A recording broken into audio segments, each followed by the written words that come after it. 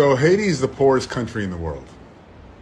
However, you might be very surprised to find out why Haiti is the poorest country in the world. Haiti was one of the richest places on the planet in the 1700s. The population of Haiti was 4-to-1 slave to free Frenchmen. So you basically had about 450,000 slaves there and 120,000, 125,000 free Frenchmen and women.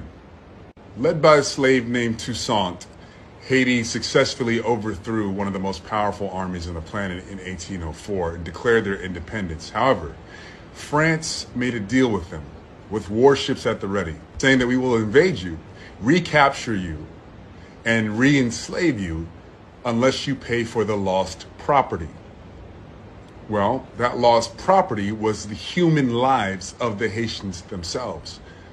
So France slapped Haiti with a $21 billion bill. That's $21 billion in today's money. It took until 1947 to pay off the initial loan. It took Haiti almost 150 years to pay off that loan.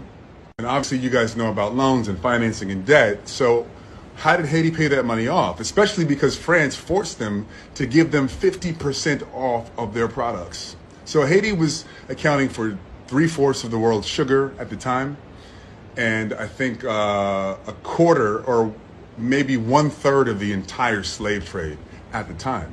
Saint-Domingue was also known as the capital of the slave trade in the West Indies, and also the worst place for a slave to end up because it was so brutal, torturous, and you could be raped and kidnapped at any point in time and sent anywhere in the world.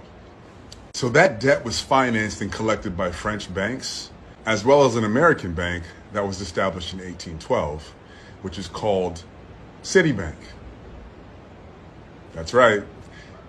Your bank has been collecting money from Haitian people to pay for their own freedom since 1812 and stopped only in 1947.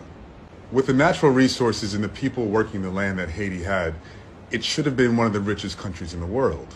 But the transfer of wealth from Haiti to France and Haiti to French banks and Haiti to American banks to finance what is called the independence debt, which is no more than a debt for the descendants of slavery to continue to pay the countries and the people that enslaved them for their own freedom.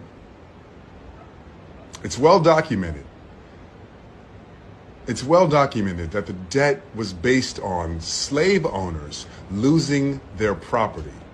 In 2004, the Haitian government demanded that France pay back the billions of dollars that it forced the Haitian people to pay for its own freedom. So think about this. It's like France had their warships ready, just basically gangstered their way into Haiti's pockets. After Haiti beat the French military in 1804, by 1825, France had warships at the ready, off the coast of Haiti, looking at the island like, nice island you got there. Be a real shame if something happened to it. Okay? So basically France is like, nice island you got there. Nice freedom you've gained there. Be ashamed if something happened to it. Wow. That's the most gangster, ridiculous, disgraceful shit I've ever heard in my life. In 2004, the Haitian government demanded that France pay back the billions of dollars it paid to protect its own borders and to be a sovereign nation. Can you imagine if you had to pay somebody so that they wouldn't attack you? If you had to pay somebody so that they wouldn't enslave you? If you had to pay somebody because your great-grandparents had been kidnapped and held hostage, and the price that you had to pay for a free life was billions of dollars to the people who did it.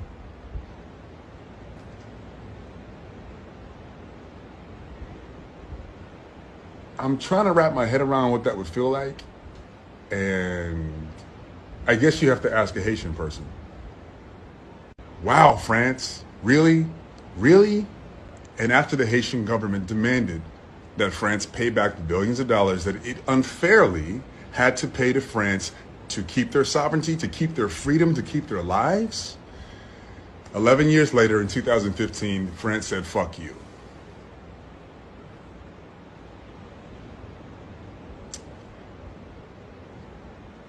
Really, France?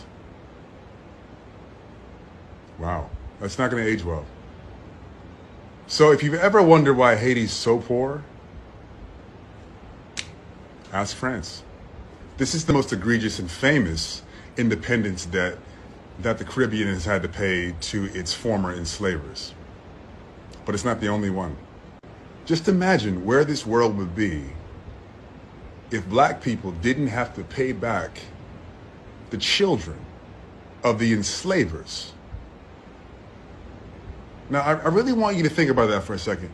Where would this world be if the descendants of slaves didn't have to pay back the descendants of the slave owners? The descendants of slaves had to pay back a debt to the people who enslaved them and their children and their children and their descendants. Where would we be if that ridiculous shit never happened? Where would Haiti be right now if France gave them back the $21 billion that they gave them for their lives and their freedom? People refer to reparations as if it's not owed, as if it's a controversial stance. However, nobody said shit when Haiti had to pay $21 billion just to keep their lives. So somehow it's controversial that the descendants of the people who were held hostage and kidnapped want to be paid for their troubles, want to be paid for the injustices done to their ancestors, and how those injustices play out and manifest in our lives today. There needs to be repair of that. However, that's a controversial issue, but it's not a controversial issue for some reason that the Haitian people and several other islands in the Caribbean had to pay back the slave owners and the slave owners' descendants for loss of property.